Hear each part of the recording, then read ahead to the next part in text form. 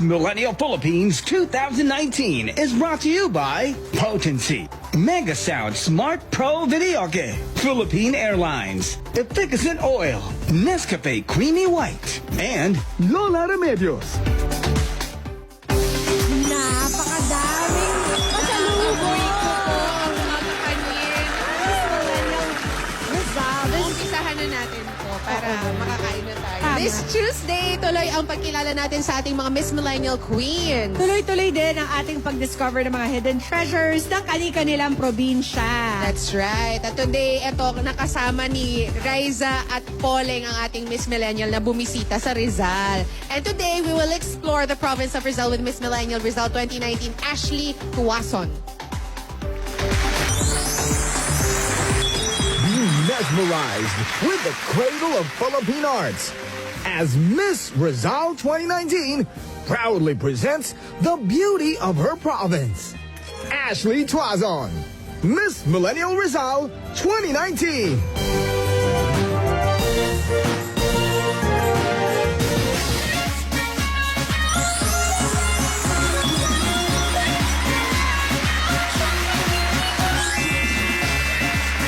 Magandang araw, Dapper Cats! Ako ay nagmula sa probinsya kung saan may magagandang tanawin at kultura at ang tinaguriang Cradle of Philippine Arts. Ako si Ashley Tuwason, your Miss Millennial Rizal 2019! Hi, Ashley! Hi, Ashley! Hi! Si Ashley ay second-year BS Hotel and Restaurant Management estudyante sa Our Lady of Fatima University. But at the moment, siya ay nagmo-model at sumasali sa mga pageants. Actually, explain mo right away kung bakit mo tinawag na Cradle of Philippine Arts ang iyong probinsya. Rizal po is called as Cradle of Philippine Arts simply because we're a community of artists po and folk dances. And aside from that po, Rizal also offers diverse natural and man-made attractions po. And aside from that po, Rizal po kasi it also showcases po yung skills of every Rizaleños po from art, clothing, and garment. Kaya tinatawag po kami na Garment Capital Ang of the Taytay Philippines Rizal sa Taytay naman, Rizal oo. and Art Capital of Philippines naman po sa Angono. Ang dami, no? Yes, Bakit po. halo-halo? Garment capital Diverse. din. Government Capital of the Philippines po. Kasi yung Taytay Rizal po, siya po yung pinakamalaking provider po ng RTW, sewing products and textiles po. Oh, at saka may marang ano doon, maraming Yes. mga tiyanggi-tiyanggi Opo, doon. mura lang. So, Ashley, Yes ipasyal mo kami sa iyong probinsya. Agad-agad. Okay. Yes. Dapper Cats, samahan niyo akong libutin at tuklasin pa ang ganda ng aking probinsya. Ano pang hinihintay niyo? Tara na at pumasyal sa probinsya ng Rizal.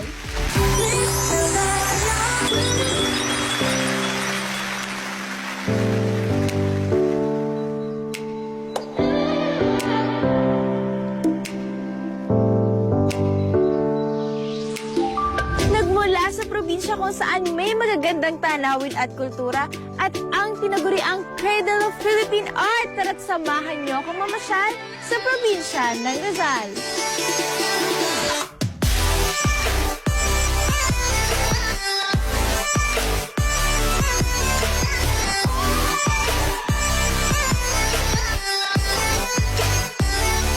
Nandito tayo ngayon sa Taytay Tiangge at ngayon magkakaroon tayo ng 500 peso challenge at tingnan natin kung ilang OOTD ang mabibili natin dito. Tara, samahan niyo ako. Ayan, Dapper Cats, nakabili na tayong 8 OOTD sa halagang 500 pesos. Dito lang yan sa Taytay Tiangge. Hi, Ashley! Hi, Ate. Hello! Hello! Napakaganda naman Yes, dito. ang ganda po talaga. Super. Perfect ang view. Perfect. Nandito po tayo ngayon sa Treasure Mountain dito sa Tanay Rizal. Ayun. Ano pa po ba magagawa dito bukod sa sightseeing, Ate? Bukod sa sightseeing po, meron po kami itong mga physical activities katulad po ng spider web na sure po ako na may Spider Well, go, go, go, girl!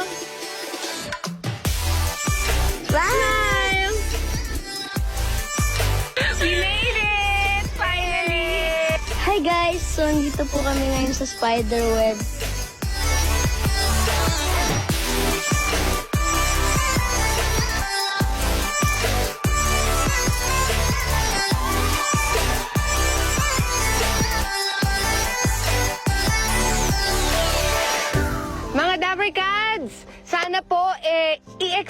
ma-experience nyo rin ang na-experience namin today dito sa Rizal. Kaya tara na at pumasyal sa probinsya ng Rizal. Yay! Ano yung nakita ko? Hindi man lang kumain si Riza at si Pauline. Totoo ba? Ito, itanong natin sa kanila, anong pinaka na-enjoy nyo doon sa mga binisita ninyo sa Rizal, sa mga ginawa ninyo? Siguro yung spider Ako web. po, spider web po. Ano bang, what did it entail, yung spider web na yan? Ikaw sumagot. Ikaw na English yan, di ko na English. Nakakatuwa kasi dahil parang mini adventure. Nandun siya sa anong tawag doon?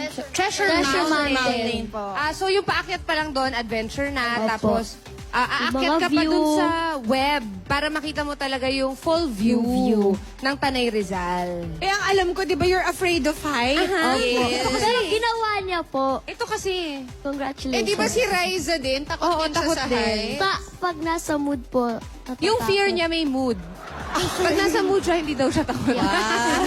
Pero nakakatuwa talaga kasi napakalapit lang niya sa Manila. Yes. Parang an hour, 2 hours drive lang. Yes Pero po. grabe yung view na makikita mo. Yung Super Sierra ganda. Madre Mountain Range po yan. Ayun, kaya naman pala.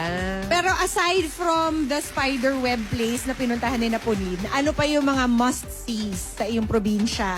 Marami po kasi mayroon po kayong mga, bukod po sa mountains, meron din po kayong mga churches. Kasi very religious din po yung mga taga Rizal. And aside from that po, yung Changi po talaga, yung government Yun, capital of yung the Philippines Changian. po. Marami bang magagandang mabibili doon? Ang OOTD. At saka murang-mura, no? Yes Sabi po. mo nga, ang dami mo na shopping sa Yes halagang po. magkano? 500 pesos. 500 pesos! Yes, and Hindi tayo pang OOTD doon. Pag-usapan naman natin yung kanina pa namin naamoy ng mga pasalubong. Madami po tayong dalat ngayon. At isa po doon yung bibingka po, yung sa Cainta Rizal po. Meron po tayong biko, sapin-sapin po. Ayan po yung isa po sa pinagmamalaki po talaga Iba't ibang namin. klaseng bibingka. Yes po. Sumaka din po sa Antipolo, suman, mangga, and kasoy po. Meron po tayong mga suman dyan. Suman na may langka at yung suman po na original po. Meron pang may Yes. pinipig. At iba yung Yes. kutsinta nyo, ang kapal at ang laki. Giant kutsinta, no? Buo. Ito, ano yung lauya? Parang may narinig ako about it. Ito. That's also a specialty? Yes po, yung lauya po kasi, ano po siya, parang Ilocano word po siya na nilaga po. Yun po yung Tagalog word, nilaga po. Nilaga. Pero sa Taytay Rizal po kasi matamis po siya. Meron po siyang lauya and asukal po. Okay. Yes po. To, matamis na nilaga. Alright. Sige. Thank you sa mga kababayan ni Miss Millennial Rizal para sa inyong mga pasalubong. Lalo na po sa tourism at local government ng Rizal. At i-follow na lamang po si Miss Millennial Rizal sa kanyang social media accounts to know more about her province. May regalo ka, Ashley, mula sa mga kasama namin naghahatid ng Miss Millennial Philippines. Katulad na lamang ng Potency, the beauty of immunity. At meron ka ring Mega Sound Smart Pro Video Kit, Experience Music and more. May 18,000 songs na, may free song update pa. Ang Miss Millennial Philippines ay inihatid din ng efficient oil araw-arawin mo. At ng Nescafe Creamy White, mas masarap ang buhay pag walang pait. Lola Remedios All-Natural Supplement. Lola Remedios, Remedios ng Pinoy. At ng Philippine Airlines, fly with Philippine Airlines to the heart of the Filipino. Maraming salamat din sa H&M Clothing. So Ashley, invite mo naman ang Dabber Cats natin na bumisita sa iyong probinsya. Dabber Cats, hanap niyo ba yung #complete travel goals, adventure at food trip? Sa aming probinsya, hindi lang kayo maa-amaze at mapapapasyal dahil sure ako na mapapamahal pa kayo sa probinsya ng Rizal. Siyempre kasama rin ang APT Studios. Yes! Ang Rizal. Maraming salamat. Thank you, Baste.